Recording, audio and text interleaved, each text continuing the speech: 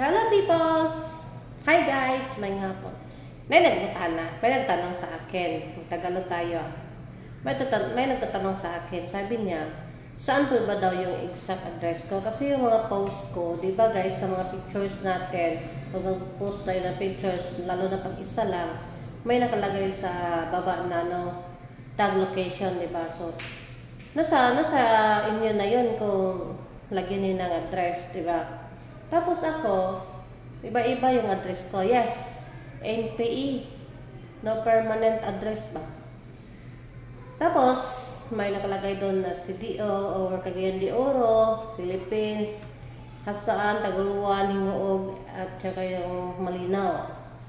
Yes, totoo yan. Tingnan sa mga post ko, nandun. Guys, yung address ko, nagdepende lang po yan sa mood ko. Pero lahat ng address na yan, nandyan din ako. Diba? Kasi yung Taguluan, pag nag-post ako ng picture na location ko Taguluan, yes, ito naman, kasi nasa Taguluan ako eh. Doon ako nag-boarding. Pag Hasaan naman, nasa Hasaan ba ako nagtatrabaho, diba? Pag Isaar Mall, walang problema kasi si Isaar Mall, ano yan eh, Hasaan yan eh. Tapos, pag sinabi kong Cagayan de Oro or CDO, si Taguluan,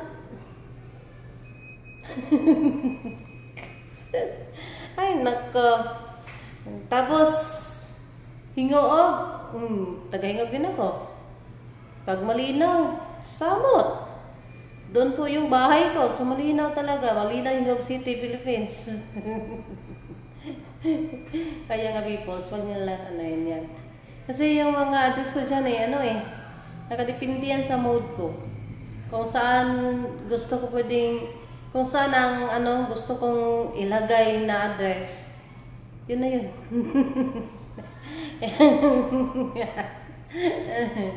Depende lang sa mood ko yan ha. Pero lahat ng address na yan ay dyan ako. Dyan ako sakop. Taga-Pilipinas din ako eh. Taga-Hingoog din ako. Barangay Malinaw, Hingoog City. Tapos yung Taguluan, ako nag-boarding house. Tapos Isaar Mall Hasaan, dito ako nagtatrabaho. So lahat na yan. Lahat ng address na yan, nandyan din ako. Okay.